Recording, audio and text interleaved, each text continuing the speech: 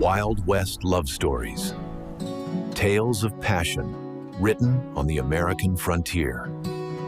The axe fell with the sound of a promise being broken, a sharp, resonant crack that split the vast, unforgiving silence of the New Mexico foothills. Each swing was a heartbeat, a declaration of defiance against a world that had cast them out. Sweat and sawdust clung to Koda's bare chest, his powerful muscles coiling and uncoiling under sun-darkened skin as he carved a home from the wilderness, a sanctuary for a love the world deemed impossible. He worked not with rage, but with a fierce, quiet purpose, for he was not just building with wood, but with hope. From the half-finished doorway, Eliza Vance watched him, her small frame a study in contrasts against the raw, golden timbers. In her eyes, a fragile dream wrestled with a lifetime of fear. This cabin was more than a shelter. It was proof that she, a woman deemed too small to survive, could plant roots in this barren soil. But peace in this land was a fragile thing, easily shattered. On the horizon, a cloud of dust began to swell, a malignant stain rising from the plains. It was not a storm of nature, but of men. Hoofbeats grew from a distant murmur to a vengeful thunder, and at their head rode Jedediah Hargrove, his face a mask of bitter greed, and beside him, the tarnished star of Sheriff Marshall Thorne, a man sworn to law but riding to enforce injustice. They came not just to halt the hammers, but to tear this fledgling dream down, log by splintered log, and salt the very earth it stood upon. Will this fragile sanctuary, built by the hands of an outcast and a giant, be burned to the ground before its roof is even raised? Stay with us to witness a love story forged in fire and grit. And if you believe in the power of the underdog, show your support by liking, sharing, and subscribing to Wild West Love Stories for more tales that ride against the wind. Part 1. A Claim of Dust and Stone. Sevens. The town of Dry Creek existed as a stubborn footnote in the vast, sun-bleached page of the New Mexico territory. Its buildings, bleached to the color of bone by a relentless sun, slumped against each other for support, their windows like vacant eyes staring out at the endless expanse of dust and scrub. Into this crucible of quiet desperation walked Eliza Vance. At not quite 5 feet tall, she was a figure easily overlooked, yet there was a ramrod straightness to her spine that defied her stature, a set to her jaw that spoke of battles fought and survived in silence. Her boots were scuffed, the brim of her hat frayed, but her gaze, as she pushed open the groaning door of Silas Croft's general store, was as clear and steady as a winter morning. The murmur of conversation within faltered, then died completely, replaced by a thick, judgmental silence. Men in worn denim leaned against barrels, their talk of drought and cattle prices forgotten as they turned to stare. A woman with a face like wrinkled parchment whispered to her companion, loud enough to carry, barely bigger than a sack of flour. Silas Croft himself, a man whose soul seemed as dry and dusty as the goods on his shelves, peered over his spectacles. "Well now," he drawled, his voice a gravelly scrape. "Look what the wind blew in. It's the little sparrow, come down from her nest of rocks. What can I do for you, Miss Vance? Run out of pebbles to eat?" The men shared a low, rumbling chuckle. Eliza ignored them, her focus absolute. She approached the counter, placing her meager coin purse upon its worn surface before stating her needs in a clear, unwavering voice. "A sack of corn seed, Mr. Croft. The hardiest you've got. And 20 feet of rope." Croft raised a skeptical eyebrow, making a show of stroking his chin. "Corn seed, you say? Up on that patch you claimed? Hargrove's Folly, we call it. Nothing's grown there since the good Lord saw fit to make it. Not even weeds have the stomach for that ground. He leaned forward, his voice dropping to a conspiratorial whisper. You're wasting your coin, girl. That land's cursed. Eliza met his gaze. The land isn't cursed, Mr. Croft. It's just waiting for someone stubborn enough to ask it nicely. She counted out her coins, each one a small sacrifice. The transaction was completed in a tense silence, and as she hefted the heavy sack, she could feel the weight of their collective pity and scorn. It was a weight she had carried her entire life. As she stepped back out into the blinding sunlight, a shadow fell across her path. Jedediah Hargrove stood there, flanked by his usual cronies, including the loutish Caleb Thorne. Jed was handsome in a cruel, predatory way, with a smile that never reached his eyes. He represented a part of Eliza's past she fought daily to forget, the westward wagon train, the fever that took her parents, and the subsequent decision by the Hargrove family, Jed's parents, to abandon a small, sick orphan girl at the edge of the territory because she had become a useless burden. Seeing her now, not just alive, but daring to claim a piece of land he considered his birthright, was an affront to his very being. Well, well, Jed sneered, blocking her way. Little Clara, I thought the coyotes would have picked your bones clean by now. Eliza flinched at the use of her old name, a name that belonged to a helpless child. My name is Eliza, she said, her voice tight. And I've got work to do. She tried to step around him, but he moved with her, a menacing dance. Work? He scoffed, his eyes glinting with malice as they roamed over the sack of seeds in her arms. You call trying to farm that pile of rocks work? My father used to say that land held a secret, but a little thing like you would die of thirst before you ever found it. He reached out suddenly, not to strike her, but to knock the sack from her grasp. The burlap hit the dusty street with a dull thud, splitting open. Precious corn seeds, her entire investment, her future, spilled across the dirt like scattered gold. Oops, Jed said, his smile widening as Caleb and the others laughed. Humiliation and rage warred within Eliza. She dropped to her knees, desperate to salvage what she could, her fingers scrambling in the dust. Jed nudged her aside with the toe of his polished boot.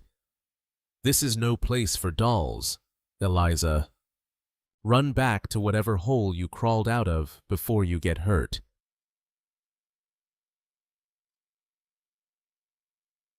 It was then that the world seemed to shift. The laughter died in the men's throats, their smirks freezing on their faces. A presence had joined them, so silent in its approach that it felt as if he had risen from the earth itself. He was immense, a Comanche man who towered over everyone, his shoulders broad enough to block out the sun. His black hair was woven into 2 long braids, and a simple, carved necklace rested against the powerful muscles of his chest. His face was a mask of stoic calm, but his eyes, dark and deep as a starless night, were fixed on the spilled seeds. This was Koda. He didn't speak. He simply moved. He stepped past a frozen Jedediah, stooped down, and with one large hand, lifted the hoe Eliza had dropped. He placed it gently back into her trembling grasp. Then he knelt, his movements economical and precise, and began scooping the corn back into the torn sack, his calloused fingers treating each kernel as if it were a jewel.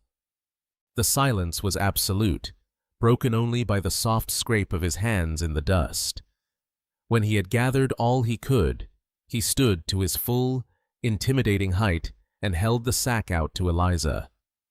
Their fingers brushed as she took it, his skin warm and rough against hers. "Thank you," she whispered, her voice barely audible. He gave a slight, almost imperceptible nod. He turned his gaze upon Jed, and for the first time, he spoke. His voice was low, a rumble like distant thunder. "The earth does not care how small the hand that plants the seed." Jed, for all his arrogance, took an involuntary step back, unnerved by the quiet authority in the man's voice. Without another word, Koda reached into a pouch at his belt, drew out a single, perfect eagle feather bound with a strip of leather, and placed it gently on the ground beside Eliza's feet. Then, he turned and walked away, his moccasins making no sound on the gravelly street, disappearing as silently as he had arrived. The days that followed were a testament to Eliza's will. She worked from the first hint of dawn until her muscles screamed in the twilight, fueled by a desperation that bordered on madness. Her claim was a harsh, unforgiving landscape of rock and thorny brush. Her shelter was a miserable lean-to of warped boards and a tattered canvas, a structure that offered little comfort against the biting night winds. She attacked the earth with her shortened hoe, the thud of metal on stone a constant, jarring rhythm that sent shockwaves up her aching arms. Her primary goal was water. She needed a well, but the ground fought her for every inch. She dug until her hands were a raw, blistered mess, moving from one spot to the next, only to be defeated by impenetrable rock. Yet, she kept returning to one particular spot, a small depression near a cluster of struggling cottonwoods. The ground there felt different. It was still hard, but underneath, she sensed a subtle dampness, a hidden promise that kept her digging long after reason told her to quit. It became her obsession, the focal point of her struggle against the indifferent land. One evening, as the sky bruised purple and black with an approaching storm, the heavens opened. Rain fell not as a life-giving shower, but as a cold, driving assault. It found every crack and flaw in her lean-to, soaking her thin blanket and turning the ground beneath her to mud. She huddled in the dark, shivering, listening to the wind howl like a predator, feeling the last of her hope begin to erode. Loneliness was a physical ache in her chest, a cold so deep the rain couldn't touch it. She must have slept, for she awoke to a world washed clean and silent, the storm having passed. Shivering, she crawled out from her damp shelter into the pale light of dawn. And then she saw it. Placed neatly on a flat stone before her doorway, as if presented for her inspection, was a small bird carved from a single piece of pale wood. It was a sparrow, no longer than her hand, but rendered in exquisite detail. Its wings were slightly spread, its head cocked as if listening, its tiny form radiating a fierce, defiant energy. It was smooth as a river stone, and beneath it, burned carefully into the grain, were 3 words. "I saw you." Eliza's breath hitched in her throat. She picked up the carving, her fingers tracing its perfect lines. The wood felt warm, imbued with a life of its own. Her gaze lifted instinctively toward the distant ridge, the place from which she often felt an unseen watchfulness. She saw nothing but mist curling through the pines. A wave of emotion, so powerful it almost buckled her knees, washed over her, not gratitude, not yet, but a profound sense of recognition. Someone had seen her struggle, her failures, her refusal to quit. She was not just a speck in the wilderness. She was seen. Clutching the small wooden sparrow, she looked at her broken shovel, her blistered hands, and the stubborn, unyielding earth. The fight was far from over. But now, for the first time since arriving in this desolate land, she did not feel entirely alone. Part 2. The shadow and the sparrow. Sevens. The wooden sparrow in Eliza's hand was a tangible piece of hope, a silent testament that she was not alone. She spent the next 2 days working with a renewed, almost frantic energy, her focus narrowed to the stubborn patch of damp earth that might one day yield water. The world beyond her small claim seemed to fade away, replaced by the singular rhythm of her labor. It was on the 3rd morning, as she wrestled a particularly large rock from the hole, that he returned. There was no sound of approach, only a subtle shift in the quality of the light as his large form eclipsed the morning sun. Koda stood at the edge of the clearing, his presence as natural and unassuming as the ancient boulders that dotted the landscape. In his hands, he carried not a weapon, but a length of rope and a sturdy canvas tarpaulin, far superior to the tattered rag she used for a roof. He didn't wait for an invitation or offer a greeting. He walked directly to her wrecked lean-to and began, his movements economical and certain. He pulled away the broken boards, anchored the new canvas with the efficiency of a man who understood the wind's treachery, and used the rope to lash it securely to the steadfast trunks of 2 cottonwood trees. Eliza stood frozen for a long moment, the rock forgotten in her hands, simply watching him work. He moved with a quiet grace that belied his size, a man in complete harmony with his task. When he finished, the new shelter was low and solid, a humble but defiant bastion against the elements. He turned to her, his dark eyes surveying her work, the hole in the ground, her blistered hands. "You listen to the ground," he said, his voice the first sound to break the morning silence. "You do not fight it. That is worth keeping." She blinked, finding her voice after a moment. "You carved the bird." He gave a single, slow nod.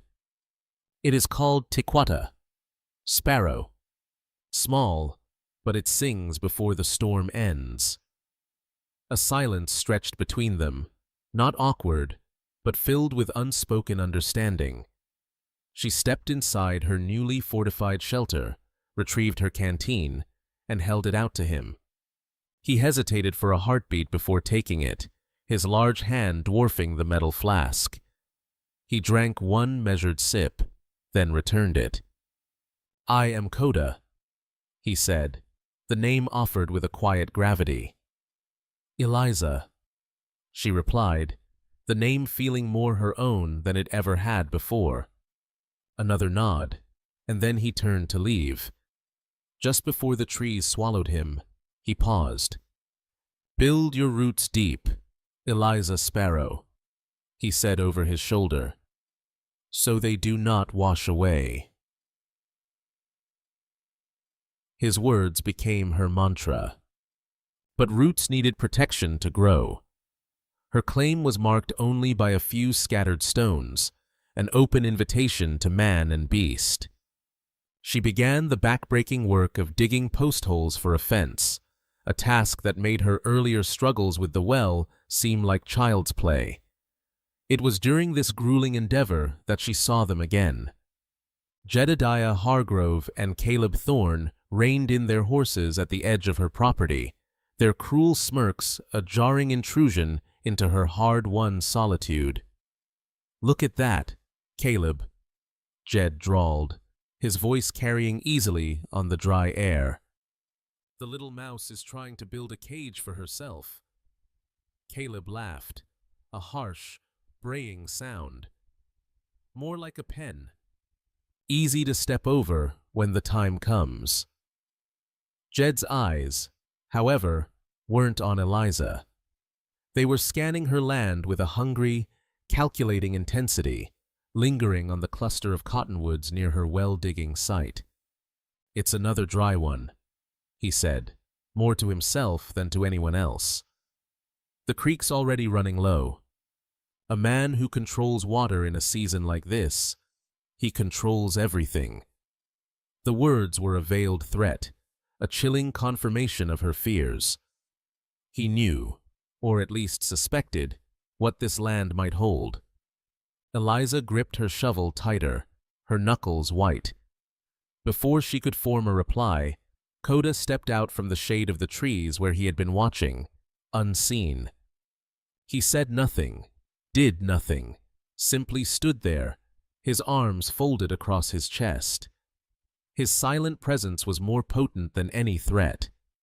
Jed's horse shifted nervously. He shot Koda a look filled with hatred, then spat on the ground. "Enjoy your dirt, Eliza. It's all you'll ever have." With that, they wheeled their horses around and galloped away, leaving a cloud of dust and resentment in their wake. Koda's gaze followed them until they were out of sight, then turned to the series of shallow, crooked holes Eliza had managed to dig. He walked over, picked up a heavy timber post as if it were a twig, and set it into one of the holes. He looked at her. "This," he stated simply, "is not strong." Eliza's chin jutted out, a spark of defiance in her eyes. "It is what I can manage." He held her gaze for a long moment, then nodded. "Together," he said, "is better." And so they began. He didn't ask for permission, and she didn't offer any argument. An unspoken partnership was forged in the rhythm of shared labor. He showed her how to dig deeper, how to set the heavy posts so they wouldn't yield to the wind, how to brace them with rocks. She, in turn, learned quickly, her small frame surprisingly resilient, her determination a match for his strength. They worked side by side for days, enveloped in a cocoon of physical exertion and quiet companionship. He would drive the stakes with a heavy mallet, the force of his blows echoing through the valley, and she would follow, bracing them, her hands pushing against the rough wood until he was satisfied it was secure. He taught her how to measure the distance between rails using the length of her own arms as a guide, a simple, practical lesson that made her feel like a part of the design, not just a laborer. By the time the sun climbed high each day, she would be panting, her clothes soaked with sweat and her hair caked with dust, but a fierce sense of accomplishment burned within her.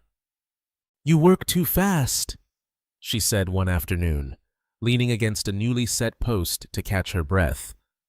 Koda didn't stop his work.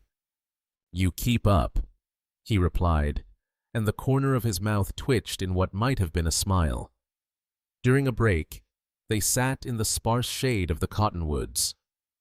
She sipped from her canteen while he sharpened a hand axe with a smooth river stone, the rhythmic shiik of steel on stone, a soothing sound. The silence between them had become comfortable, a space where words were not always necessary. "I was taken once," he said suddenly, his voice low, his eyes fixed on the distant ridge. Eliza blinked, startled by the unexpected confidence. "Taken?" He nodded, not looking at her. "Mission school. Far south. They cut my hair. Gave me a number instead of a name." He paused, the memory casting a shadow across his face. "They said my tongue was wrong. My gods were wrong. My ways were wrong." A deep frown creased Eliza's brow. "How old were you?" 10 summers, he said. "I left after 2. Escaped through a creek bed during winter. Walked 4 days to find my people again." Eliza sat very still, imagining a small boy, alone and freezing, fighting his way back to everything he had ever known. That must have been terrifying. "It was cold," he said simply, as if that single word encompassed all the horror. She studied his face, the profound calm that seemed etched into his features, and understood that it was not an absence of feeling, but a mastery over it. I never went to school, she found herself saying, the words coming out in a soft rush. Not really. My father taught me to read before he died. After that, there were just books and work. But people always looked at me and said I was too small. Useless. Pretty little thing, they'd say. No good for farming, no good for a man. Just a waste of space. She looked away, her voice dropping to a whisper. Sometimes, I believed them. You are not, Koda said, the words spoken with an unshakable certainty that cut through her shame. He stood, walked to a small pack he had left by the trees, and returned.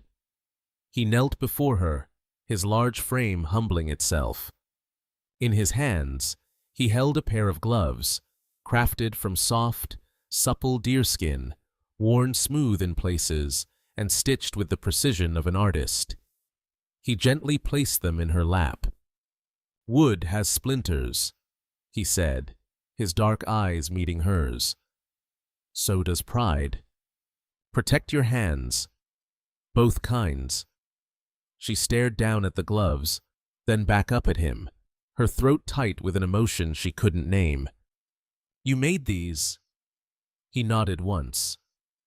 Thank you, she said, her voice thick. No one's ever given me something like this. You earned it, he replied. You stay. You build. That is rare.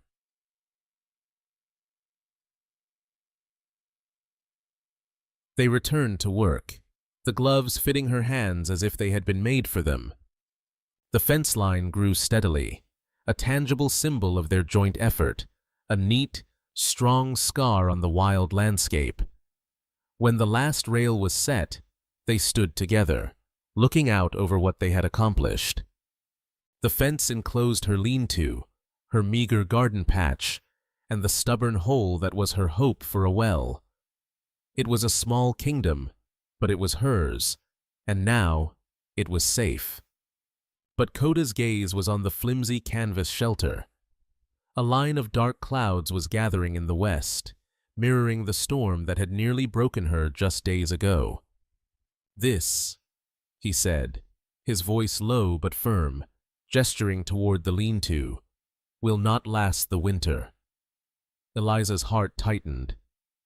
I know. He turned to face her fully, his expression serious. Let me build a cabin.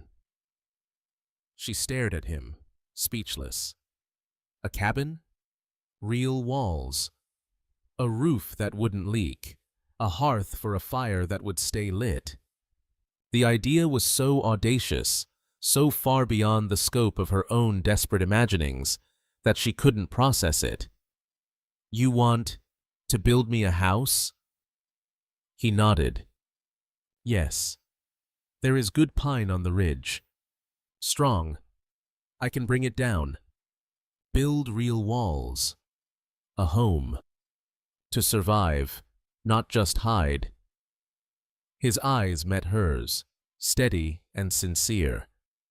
There was no pity in them, only a frank assessment of her need and an offer of profound, unconditional help.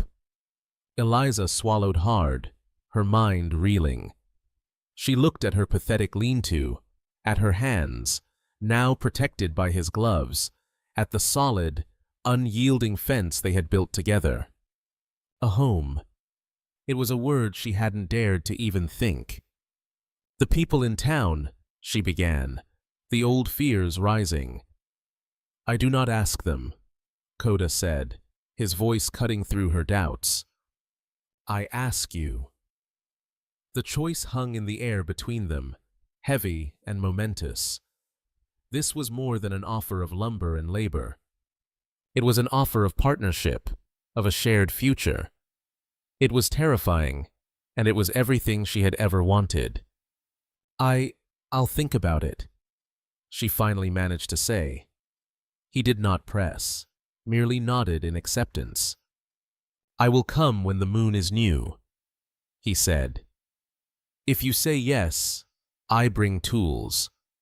Then he turned and walked back toward the ridge, his footsteps as soft as mist over stone, leaving her alone with the fence, the coming storm, and a choice that would define the rest of her life.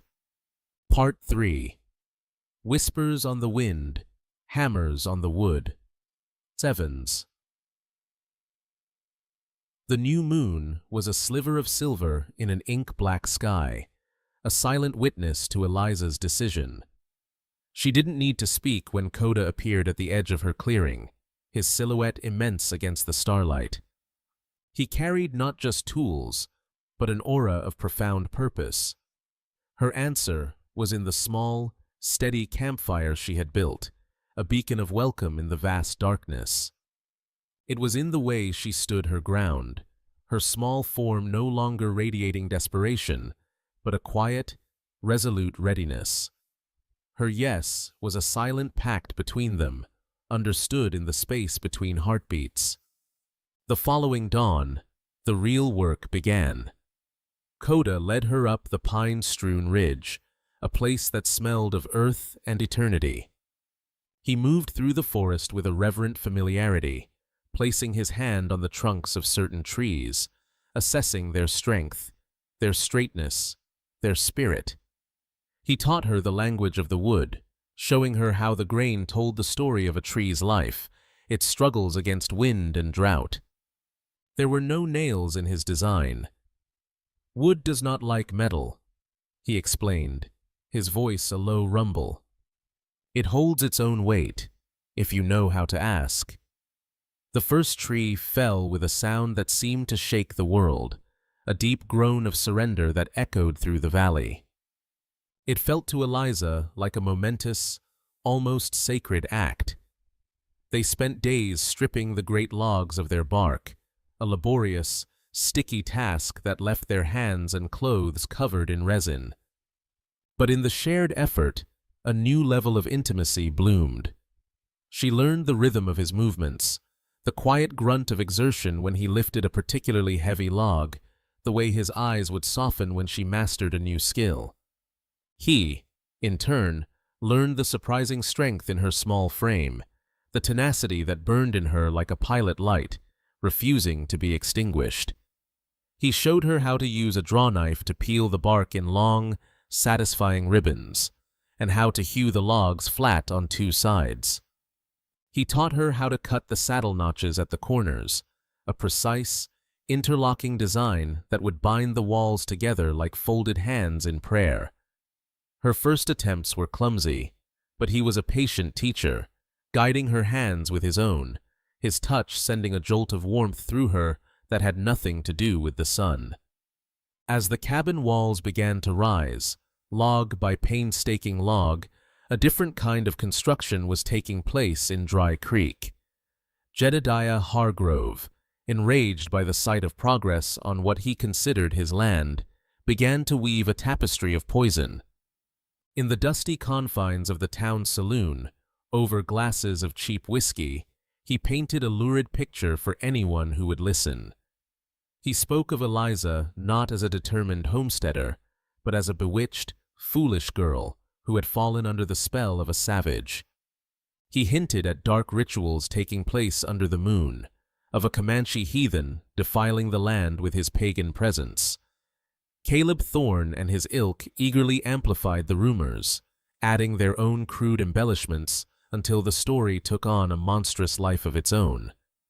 Fear, that old and powerful currency of the frontier, began to change hands. Women pulled their children closer when they saw Eliza in town for supplies. Men who had once offered a grudging nod now stared at her with a mixture of suspicion and contempt. Silas Croft's store became a gauntlet of hostile silence. Jed's campaign culminated in a formal challenge at the land surveyor's office.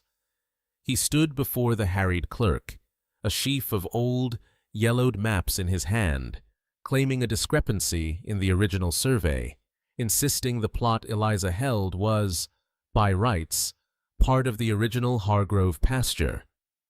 The clerk, a small man intimidated by Jed's aggressive certainty, was wavering. It was then that Abigail Reed made her entrance. She moved with the unhurried grace of a woman accustomed to authority, her very presence seeming to lower the temperature in the stuffy room. "Mr. Hargrove," she said, her voice calm but edged with steel. "I was present when this territory was surveyed. I was also present when my late husband signed the charter for this town. And I was the one who personally reviewed and countersigned Miss Vance's claim. The paperwork is ironclad, the boundaries are correct, and your grievance, sir, is nothing more than petty avarice dressed up as legal procedure." She laid a hand on Eliza's shoulder, a simple gesture of solidarity that spoke volumes. Jed, faced with a will stronger and more respected than his own, could only retreat, his face a mask of thwarted fury. The legal battle was won, but the seeds of hatred had been sown.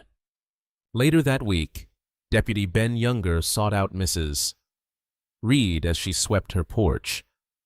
The young lawman looked troubled, his gaze shifting nervously.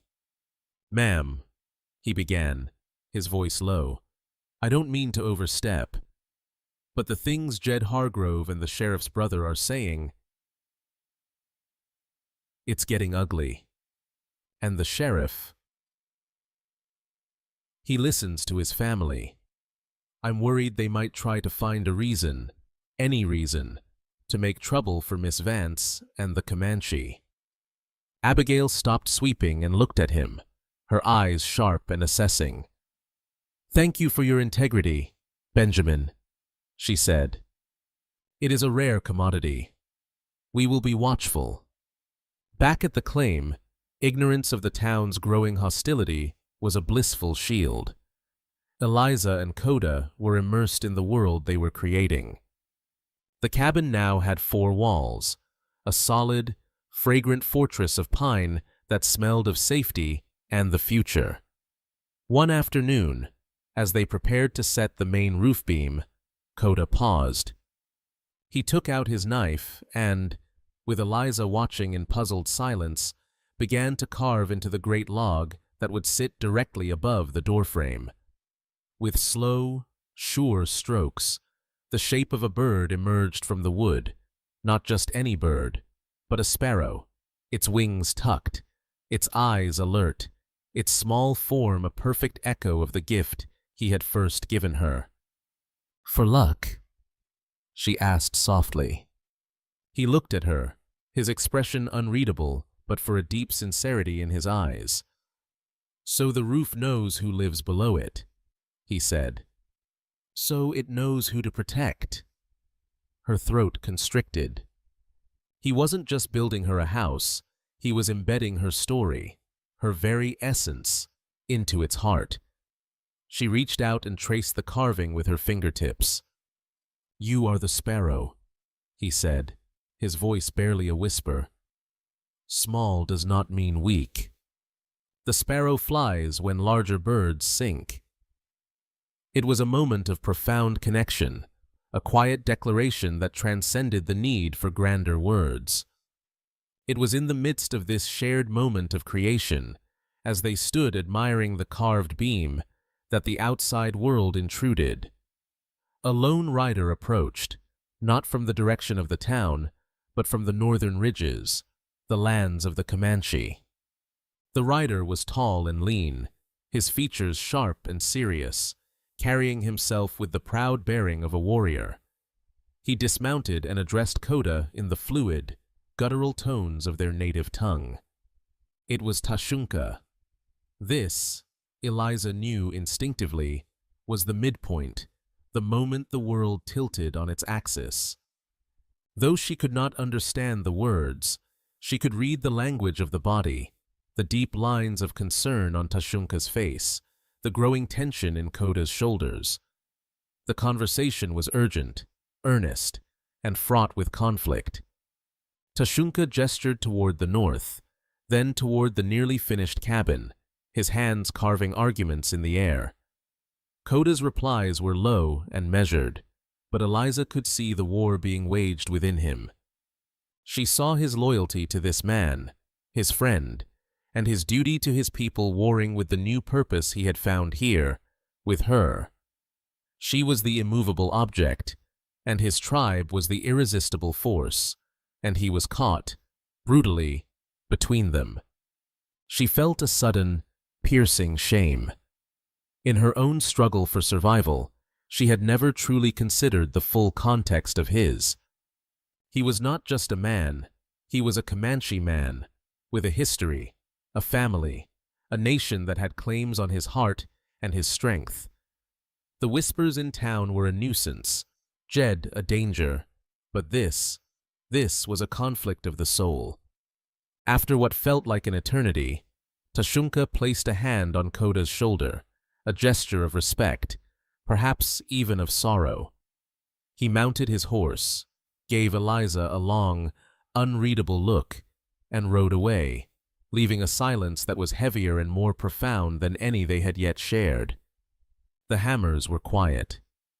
The wind whispered through the pines, but now it sounded less like a song and more like a warning. The cabin walls stood strong around them, but for the first time, Eliza wondered if they were building a home or a cage. Part 4. Crossroads of a Savage Heart. The silence Tashunka left behind was a living thing, a heavy blanket of unspoken questions and newfound anxieties that smothered the simple satisfaction of their labor. The half-finished cabin, moments before a symbol of hope, now seemed to mock them with its vulnerability. Eliza looked at Koda, truly looked at him, and for the first time, she saw past the quiet strength and the gentle hands. She saw a man caught between two worlds, a man whose heart was being claimed by warring loyalties. The shame she had felt earlier now solidified into a steely resolve. She would no longer be a passive recipient of his protection. She would be his partner. She closed the distance between them, her small hand coming to rest on his forearm. The muscle beneath was tense as stone. "Koda," she said, her voice quiet but firm, forcing him to meet her gaze. "You have a duty to your people, a responsibility.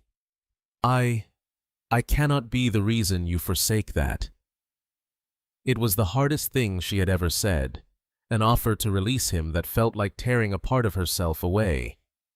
He looked down at her hand on his arm, then back to her face, his dark eyes searching hers. For a long moment, he was silent, and in that silence, she felt the full weight of his internal war. "My people face a hard winter," he said finally, his voice a low, rough thing, raw with emotion. "The government treaties shrink our lands. The buffalo are scarce. Tashunka is right. The elders are worried. They believe my strength is needed to hunt, to prepare, to lead." He paused, his gaze drifting to the cabin, the tangible proof of the new life he was building. "For many years, my strength was for them alone. After the mission school, after I lost my wife to the fever, my duty was all I had left. It was my shelter." He looked back at her, and the vulnerability in his eyes took her breath away. "But a shelter without warmth is a tomb. Here," he said, his voice dropping to a near whisper, "with you, I am building a home. My choice is to stay, to finish what we started. My duty is to my heart, as well as my blood." The honesty of his confession was a powerful, unbreakable bond. Eliza's fingers tightened on his arm. In that moment, they were no longer a man helping a woman, but two souls choosing each other against the judgment of two different worlds. This newfound, fragile peace was shattered 2 days later by the improbable sound of a stagecoach laboring up the rough track toward her claim. It was a lumbering, dust-caked beast, utterly alien in this wild landscape. When it creaked to a halt, The door swung open, and a woman stepped out, a figure so out of place she seemed to have materialized from a different reality. She wore a traveling dress of dark silk, now gray with dust, a bonnet with a wilting feather, and carried a leather satchel as if it were a shield. Her face was pale, her expression a mixture of exhaustion and horrified disbelief. It was a face Eliza hadn't seen in 10 years. "Eliza?" the woman breathed, her voice thin and reedy. "My dear heavens, is that truly you?" It was her Aunt Beatrice, her mother's sister from Boston. Eliza stood frozen, as if struck by lightning, the world narrowing to this ghost from her past. Beatrice rushed forward, her fine shoes stumbling on the uneven ground, and enveloped Eliza in a hug that smelled of lavender and mothballs. "Oh, you poor child," she cried, pulling back to survey Eliza's worn work clothes, her calloused hands, her sun-browned face. Her gaze then fell upon the half-built cabin, and then to Koda, who had emerged and stood watching, his massive frame radiating a quiet suspicion. Beatrice's face went from pale to ashen. "Good heavens," she whispered, taking a step back. "What is this? This place? And who is that?" The reunion was a jarring cacophony of conflicting emotions. Over the next hour, inside the cramped but sturdy shelter Koda had built, Beatrice laid out her story of a decade-long search, of hiring agents and following cold trails, all to find her lost niece. And now that she had, her relief was completely overshadowed by her horror. "You cannot stay here, Eliza," she insisted, her voice trembling with conviction as she eyed Koda, who sat outside, sharpening his axe with deliberate, rhythmic strokes, giving them privacy but remaining a formidable presence. "This is no life for a civilized woman. It is savage. I have a comfortable home in Boston. You will have your own room, fine dresses, proper meals. You can attend lectures, meet respectable people. You will have a future, a real future. You must come back with me." The offer was a siren song, a vision of a life of ease and acceptance she had never known. For a fleeting, dizzying moment, she could almost picture it. Meanwhile, in Dry Creek, Jed Hargrove had found his opportunity. News had arrived that a nearby rancher was missing 4 horses, last seen wandering toward the southern trails. It was a common enough occurrence, but in Jed's malicious mind, it was a gift. He stormed into the sheriff's office, his voice ringing with false outrage. "It's him! Thorne!" he declared. "It has to be the Comanche. He's been seen roaming those ridges for weeks. He's a thief, a savage. Are you going to let him build a fortress up there and steal us blind?" Sheriff Thorne, a man who valued a quiet life, was hesitant, but the pressure from his brother Caleb and the simmering fear Jed had stoked in the town was mounting. "We have no proof, Jed," the sheriff argued weakly. "Proof?" Jed scoffed. "A white girl living alone with him isn't proof enough that something's wrong. He's either bewitched her or he's holding her captive. It's your duty to act. The people are demanding it. Form a posse. Let's ride up there and find out the truth." The word posse hung in the air, a promise of righteous, legal violence. The sheriff, his spine weakened by prejudice and political pressure, finally, reluctantly, agreed. The dust cloud on the horizon was sickeningly familiar, but this time it was larger, angrier. Eliza's heart plummeted as the posse, a dozen men, led by Sheriff Thorne and a triumphant-looking Jed Hargrove, thundered into the clearing. Aunt Beatrice let out a small shriek and retreated into the lean-to. Koda rose to his feet, setting his axe aside but standing near it, his body a formidable shield between the riders and the home they were building. "Miss Vance!" the sheriff called out, his voice strained with false authority. "We've had a report of stolen horses. Witnesses describe an Indian matching his description." Eliza's fear was instantly consumed by a white-hot rage. She stepped forward, planting herself directly in front of Koda, her small frame a defiant bulwark. "He has been here," she said, her voice ringing with a clarity that surprised even herself. "Every day, from sunup to sundown. He has been building my home. I vouch for him." Jed sneered. "She's bewitched, I tell you. Look at her, defending him." "I am defending a good man against a liar and a thief," Eliza shot back, her eyes locking onto Jed's. "You want my land, Jedediah. This has nothing to do with horses and everything to do with your own greed." A murmur went through the posse. The sheriff, flustered, focused on Koda. "Son, we don't want trouble. Just tell us where you were 3 nights ago." Koda's gaze was like granite. He did not look at the sheriff. He looked at Eliza. "I was here," he said, his voice low and steady, "watching over this land, protecting what is hers." The tense standoff was broken by the sound of another horse approaching at a gallop. It was Abigail Reed, her face grim, with Deputy Ben Younger riding close behind. She reined in sharply, her eyes sweeping over the scene with disdain. "Sheriff Thorne," she said, her voice cutting through the tension like a whip. "Call off your hounds. I have just come from the Jenkins Ranch. They found all 4 of their horses this morning, grazing peacefully by Willow Gulch. It seems your star witness," she added, fixing Jed with a withering glare, "was mistaken." The air went out of the posse.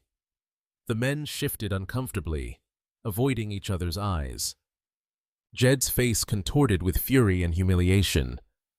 The sheriff, red-faced, muttered an order, and the men began to wheel their horses around, eager to retreat.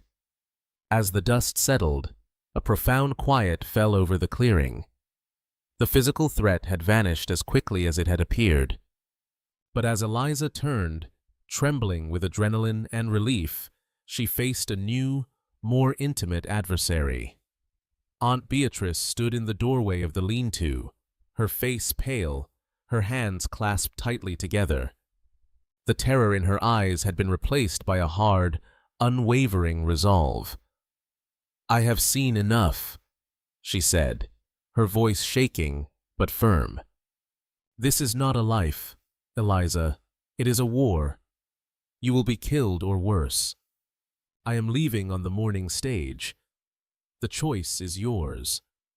Come with me to Boston, to safety, to civilization, or stay here, in this God-forsaken dirt, and be destroyed by it." Sevens. Part 5. A House Built of Courage. Sevens. The morning broke, crisp and clear, the sky washed clean by the previous day's turmoil. The air at the claim was still, heavy with the unspoken ultimatum that hung between Eliza and her aunt.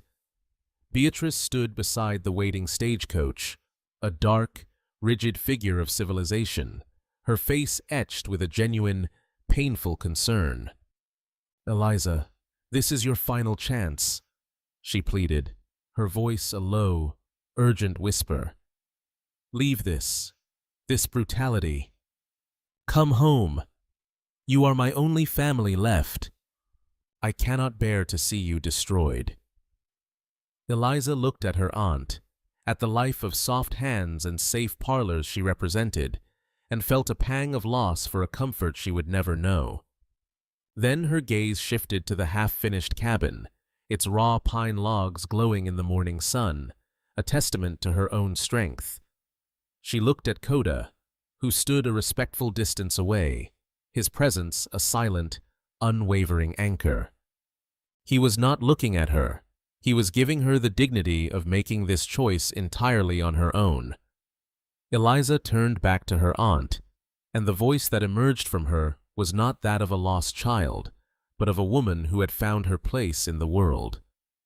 "I am not being destroyed, Aunt Beatrice," she said, her voice steady and clear. "I am being built.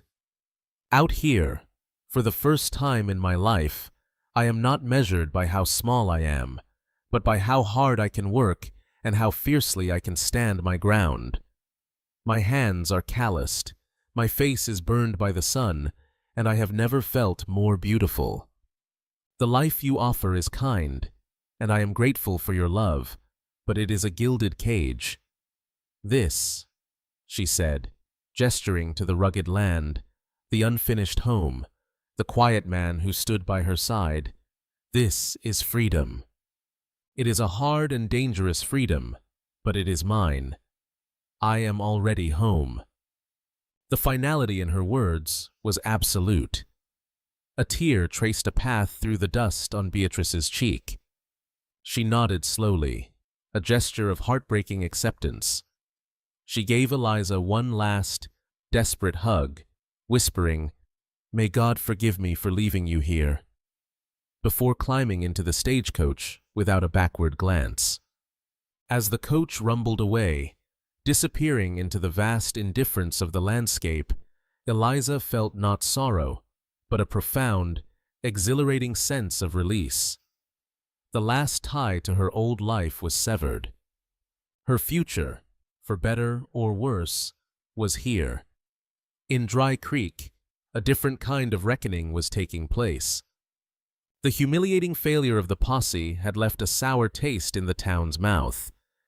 In the saloon, Deputy Ben Younger, his face tight with disgust, slammed his empty glass on the bar. "It was a disgrace," he said, his voice carrying in the quiet room.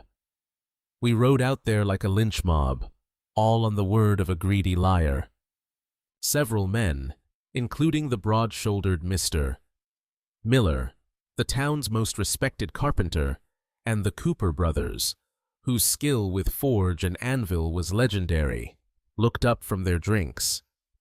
They had been part of the posse, swept up in the fear and suspicion, and now shame sat heavily upon them. That little woman stood her ground," Miller grumbled into his beer. "Stared down the whole lot of us. Got more sand than any 10 men in this town. And that Comanche," one of the Cooper brothers added, his voice grudging with respect. "He never flinched. Just stood there, ready to defend his own." The seed of an idea, planted by Abigail Reed's courage and watered by their own shame, began to take root. They were builders, not destroyers. They were men of the frontier, who, for all their faults, valued grit and hard work above all else. What they had done the day before went against the very code they lived by. Miller pushed his chair back and stood up. "I, for one," he announced, his voice ringing with conviction, "am tired of being Jed Hargrove's fool. That woman is building a life for herself. It's high time we acted like neighbors instead of wolves." Eliza and Koda were working in a companionable silence, hoisting a roof beam into place, when they heard the sound. It was the familiar rumble of wagons and horses, but this time it was different. It was slower, more purposeful. Koda immediately moved to a defensive position, his body shielding Eliza, his eyes scanning the horizon. Eliza's heart pounded with a familiar dread. But as the procession came into view, their fear turned to stunned disbelief. It was not a posse. It was a parade. At the front was Mr. Miller, his wagon laden with finished planks and bundles of shingles. Behind him were the Cooper brothers, their wagon carrying window frames with real glass panes and a cast-iron stovepipe. More followed. Families she recognized from town, their wagons filled not with weapons, but with tools, crates of food, bolts of cloth, and furniture. Abigail Reed rode alongside them, her expression serene and proud.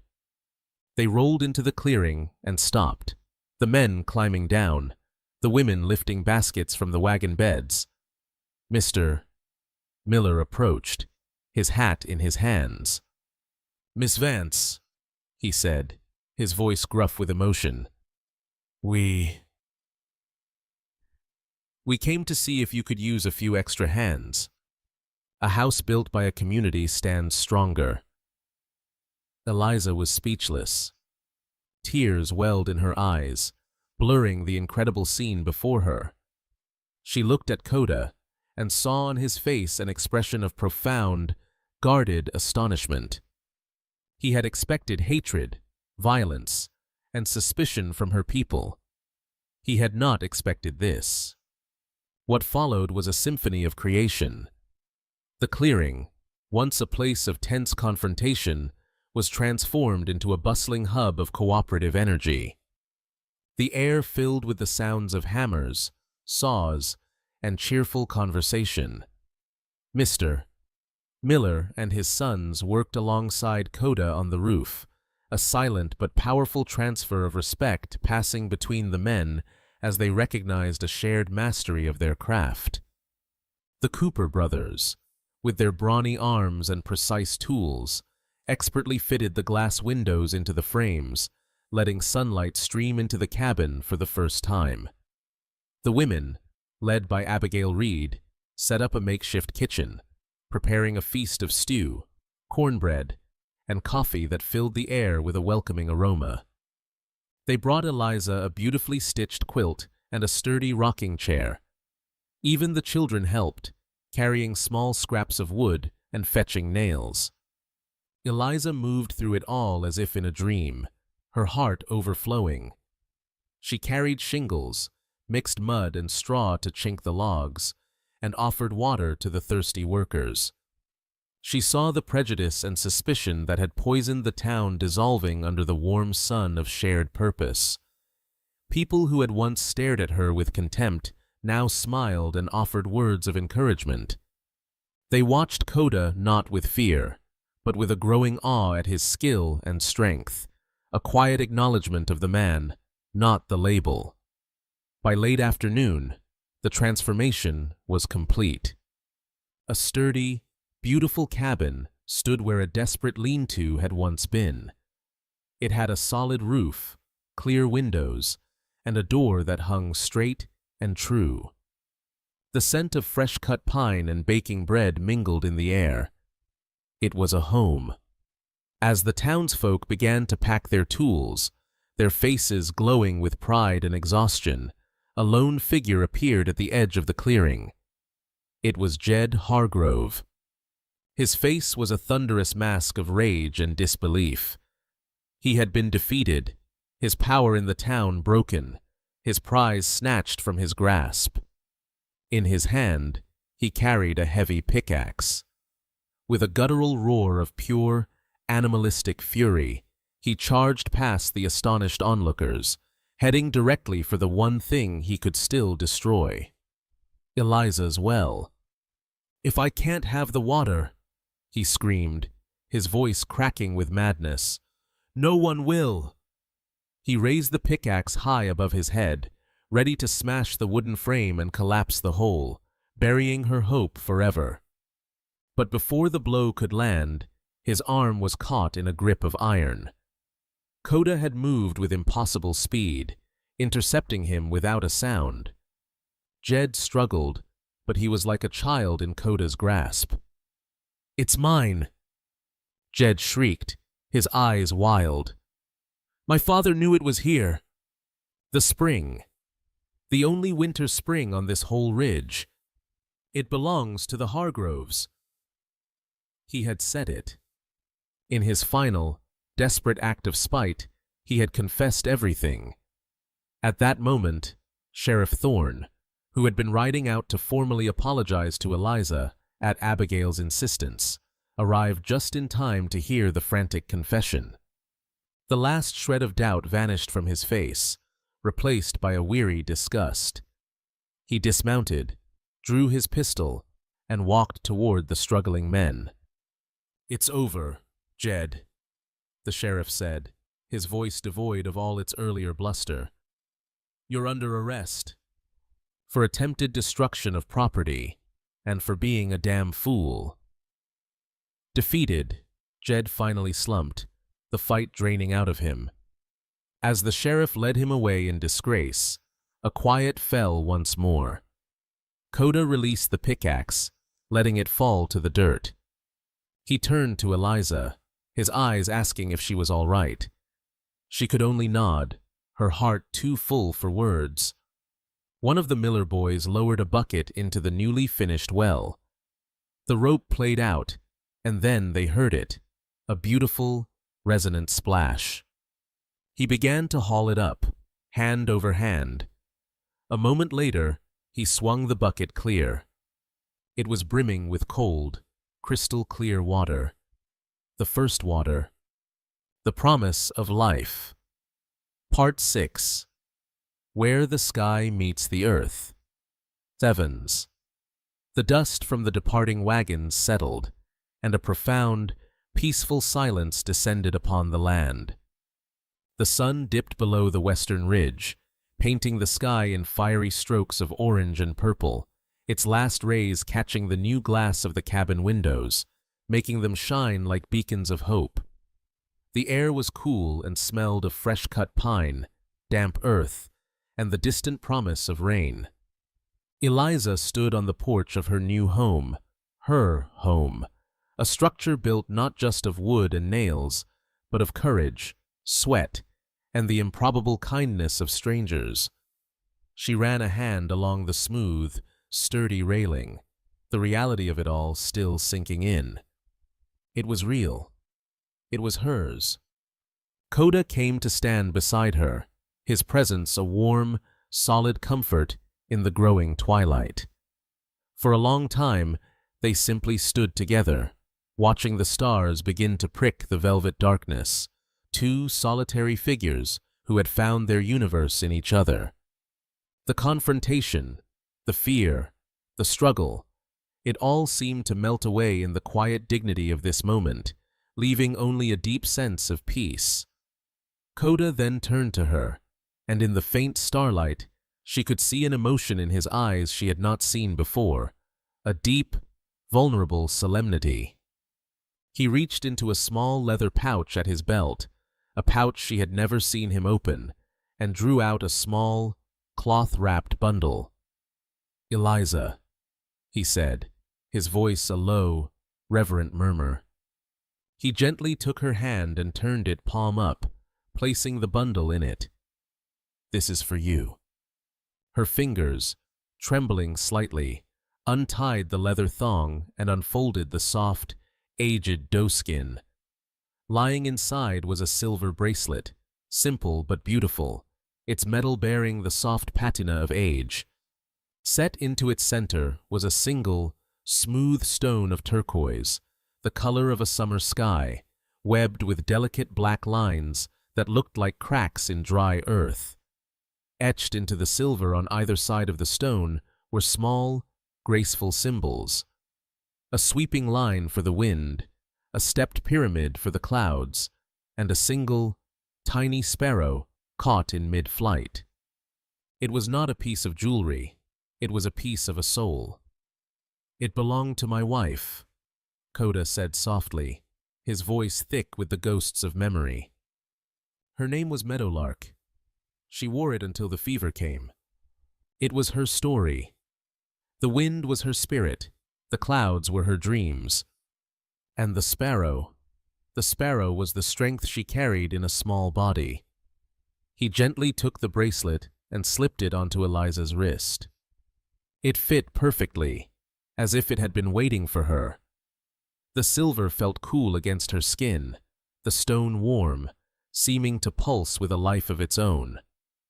"I cannot take this, Koda," she whispered, her throat tight. "It is too precious. It is hers." He looked at her, his dark eyes holding hers, his gaze stripping away all her defenses. "It is not a thing to be taken," he said. "It finds who it is meant for. When my wife died, she told me that one day I would find another soul who flew against the wind, and that the bracelet would know its home. It has found you, Eliza Sparrow. You do not carry her memory. You carry on her spirit." He raised her hand, his thumb stroking the turquoise stone. "I have built you a house of wood. Now, I ask to help you build a life within its walls. I ask you to be my wife."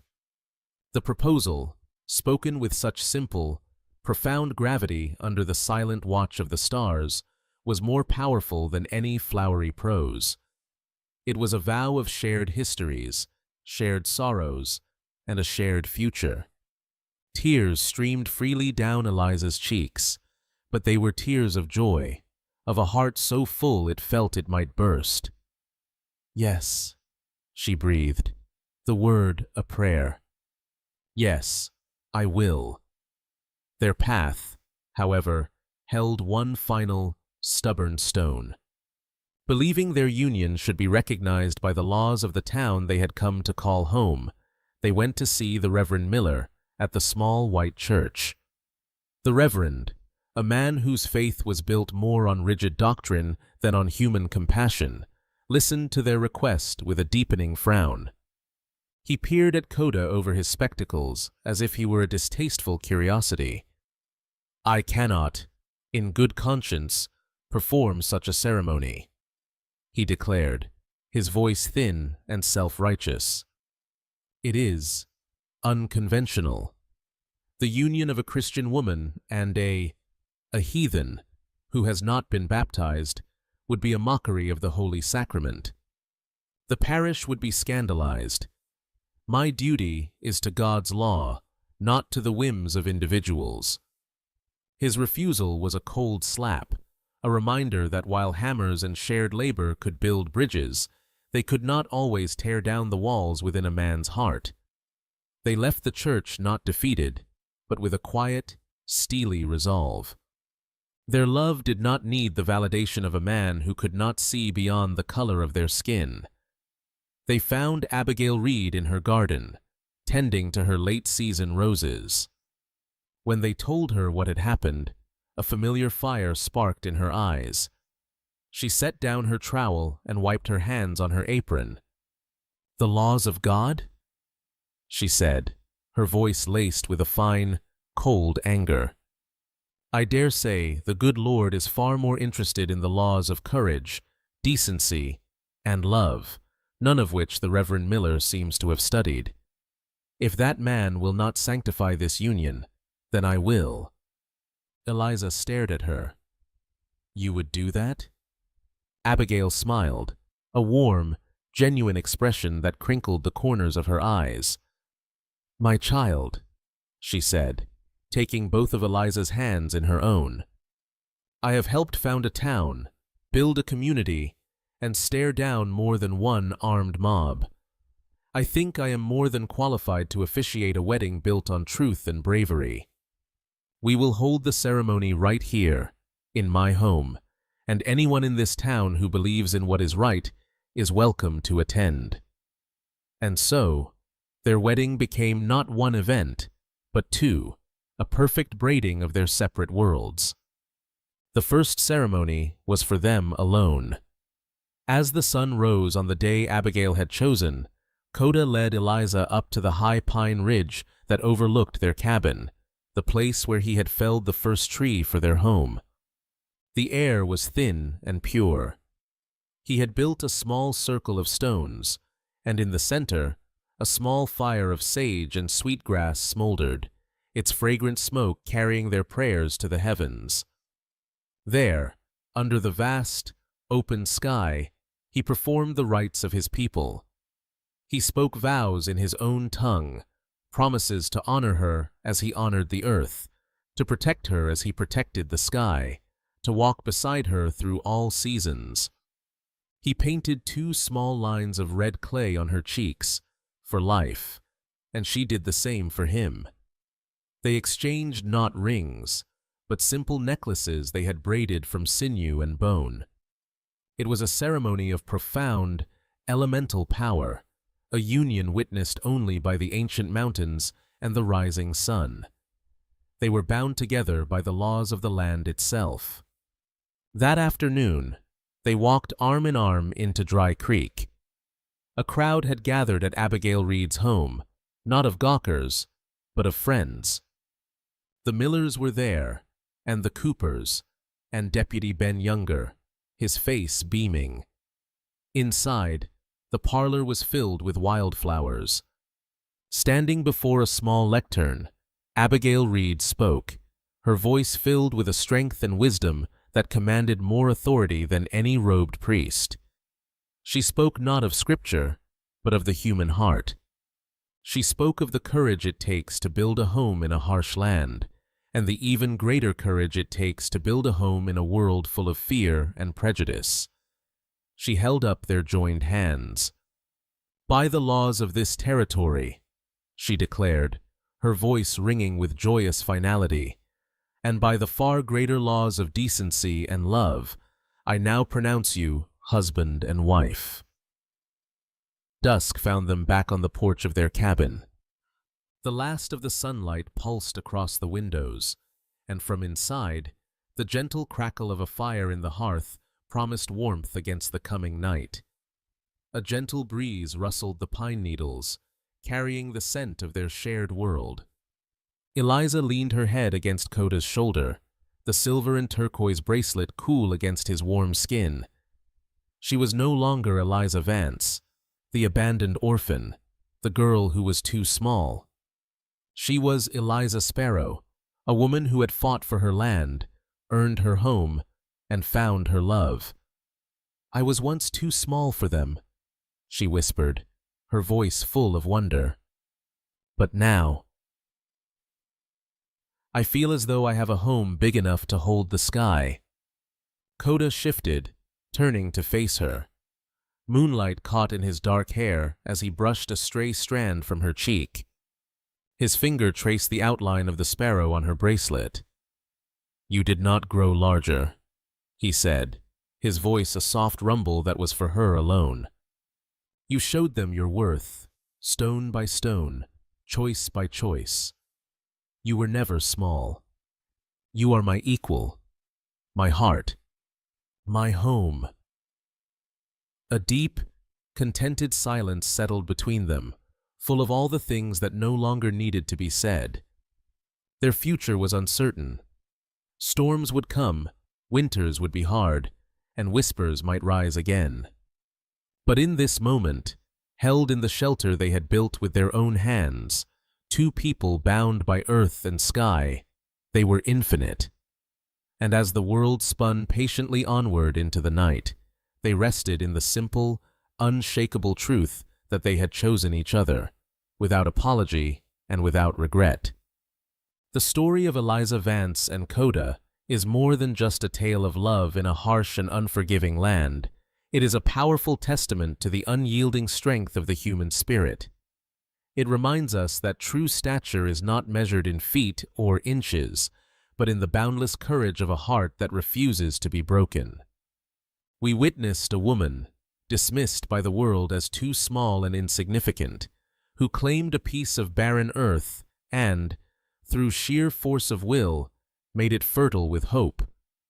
We saw a man, cast out and stereotyped, who looked past the surface and recognized a kindred strength, using his powerful hands not to conquer, but to build, protect, and uplift. Together, they did more than construct a simple cabin. They forged a home from the raw materials of respect, trust, and unwavering devotion. Their love story became the foundation for a renewed community, teaching a town blinded by prejudice that the strongest bonds are not forged in uniformity, but in the beautiful, courageous act of bridging our differences. Their journey proves that a home is not just a shelter from the storm, but a sanctuary we build within each other, a place where even the smallest sparrow can find the strength to soar against the wind. If this story of a love that defied all odds stirred something deep within you, if it reminded you of the quiet power that lies in resilience and acceptance, then you have found your tribe here at Wild West Love Stories. We believe that the greatest tales are not about the battles won with guns, but with grit, grace, and an open heart. Don't let this journey end here. Hit that subscribe button, like this video, and share it with anyone who needs a reminder that courage comes in all sizes. And in the comments below, tell us, who is the unexpected Koda or the underestimated Eliza in your life? Let's fill this space with stories of strength.